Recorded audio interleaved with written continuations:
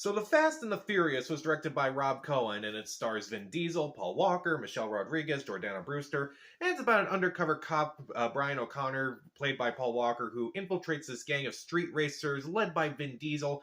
He has to try to figure out what's going on, and he winds up getting into the world of illegal street racing, and so on and so forth.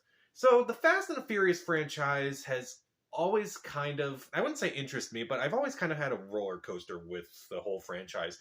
I enjoyed the first movie, and pretty much every movie after that has kind of been hit or miss for me. I figured with Fast 10 coming out this year, because that's what we need, another Fast and Furious movie, why not go back and watch the Fast and Furious movies? Yeah, the rest of the 8 I haven't reviewed yet. This is going to be a fun, not necessarily fun, but like, it's definitely going to be an interesting experience rewatching all these movies again from the viewpoint of 2023 me. Because Fast and Furious is a franchise that, admittedly, I enjoyed before I turned 18. Like, this was just a franchise that was just nothing but action and just over-the-top moments, and, like, it was enjoyable for a while, but now it's just kind of annoying. And I went back to the very first one, which came out all the way back in the year 2001, and at times I was definitely cringing, but at times I was still kind of enjoying it. I think it's a fun time capsule movie of a movie that was like it's clearly dated now, but at the same time it was kind of dated because it came out in 2001. It was kind of like a 90s movie, kind of like Point Break, but with no surfing, just with cars. So what did I like about the movie? Well, mainly the chemistry between Vin Diesel and Paul Walker. I did enjoy it throughout the movie. I really believed their friendship. I really believed how it grew and how it kind of dissolved in the movie and how it kind of went back together. It definitely works in a movie, and you can definitely tell that Vin Diesel and Paul Walker did really get along together while Paul Walker was still alive, obviously. I did feel like the chemistry between the cast is actually really good. I like Brian with Mia throughout the movie, and I liked various scenes like Brian and Jesse. I thought those scenes are really good. I feel like the main cast actually has a really good chemistry, and I kind of like go back to it because I know they work really well together because I guess they're all really close in real life, so it does work overall. And I do admit it's pretty cheesy. Like, again, it's a 90s movie that's trying to survive in the year 2001.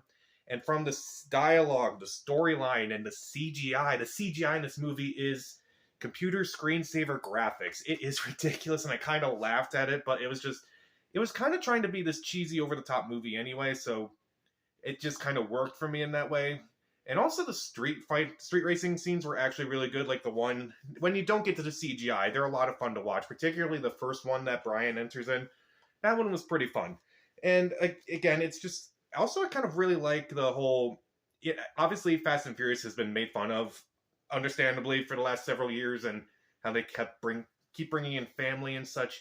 Honestly, this is a movie that doesn't really talk about family too much, but at the same time, I kind of feel the bond a lot more, and again, I think it's mainly between the cast that it actually does work. The chemistry between the stars is actually really good.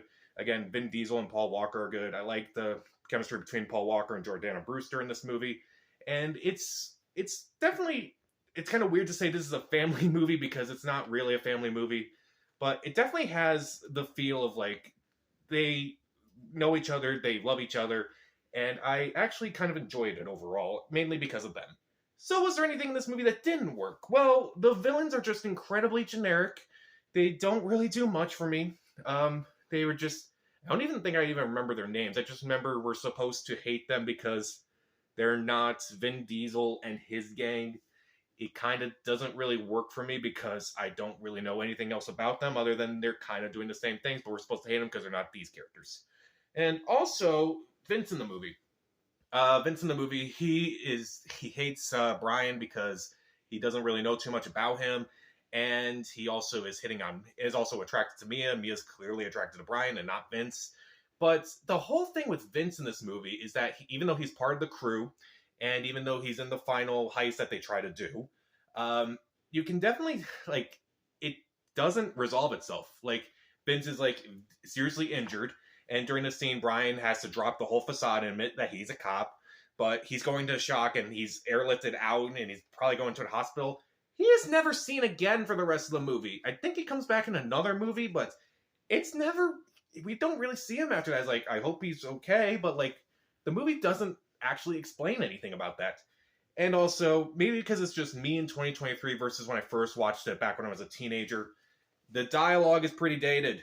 Oh my god, the dialogue, even though it's can be ridiculous at times, there's some moments where I'm just like cringing at certain words that I would not be saying even back then. It just I just cringe. Like there's one line when Michelle Rodriguez walks up to Vin Diesel and she's talking to the girls that are hanging around Vin Diesel, and it's not okay. It's not okay, and it wasn't okay when I watched it in 2011. It's not okay in 2023, and I'm just gonna assume it wasn't okay when this movie was released in 2001. So, and again, Fast and Furious, it's a movie. It's a fun franchise just as long as you turn your brain off. At least the first few movies, because like they they definitely went off the rails. They definitely did not. This one is fun, but it just doesn't take itself seriously. The chemistry between the cast is where the movie really sells. The actual the racing scenes are actually really good, and they also kind of like got like this. It's stupid. It's a really stupid movie, but I enjoyed it personally. But I won't give it 3 out of 4 stars. I'll give it like 2.5 out of 4 stars. Stream it. Again, some plot lines are dropped, some dialogue is just not okay, and the villains are just incredibly generic. It's it's enjoyable, but just as long as you don't take it seriously. So, what did you think of the Fast and Furious? Comment down below, subscribe to the channel. This is Pat. Stay safe.